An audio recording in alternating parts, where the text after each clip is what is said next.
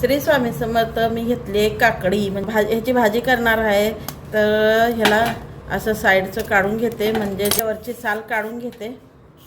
हे काकडी खूप छान बाजारात आता ताजी ताजी काकडी येते.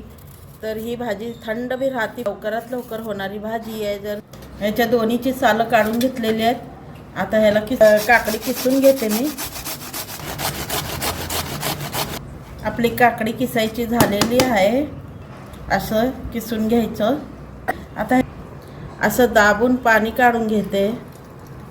काकडीमध्ये खूप पाणी असतं, तर पूर्ण पाणी आपण काढून घ्यायचं दाबून. सर्व पाणी काढून घेतलेलं आहे, एवढं पाणी निघालेलं आहे. तर आता एक वाटी घ्या. यामध्ये 2 काकडी आहेत. तर त्यासाठी मी घेतलेलं आहे ते पोहे खायच्या चमच्यानं 3 चमचा बेसन घेतलेलं आहे. यात घालून घेऊया थोडंसं मीठ, थोडीशी हळद, लाल मिरची मिक्स करून घेऊया. ह्यामध्ये जो काकडीचं पाणी आपण काढला होता ना, तो पाणी मी घालून ह्याचा अशा पेस्ट तयार करून घेते. पेस्ट तयार करून घेतले. चला आता फोडणी देऊया. कढईमध्ये तेल घालून घेतलेलं आहे. तेल सुद्धा गरम झालेलं आहे. थोडीशी मोहरी, तडकली का जिरे घालून घेते. बारीक चिरलेला कांदा, हिरवी मिरचीचे तुकडे केलेले आणि कढीपत्ता परतून घेऊया. कांदा, हिरवी मिरची आणि कढीपत्ता, अद्रक लसणाचा पेस्ट थोडंसं परतून घेऊया. ह्याला सुद्धा छान परतून घेऊया आपण.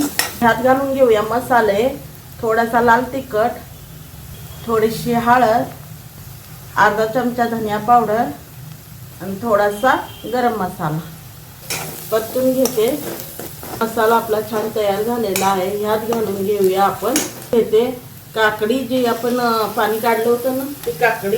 तर काकडीमध्ये अजून सुद्धा किती पाणी काढा, पण थोडं कमीनं पाणी घातं.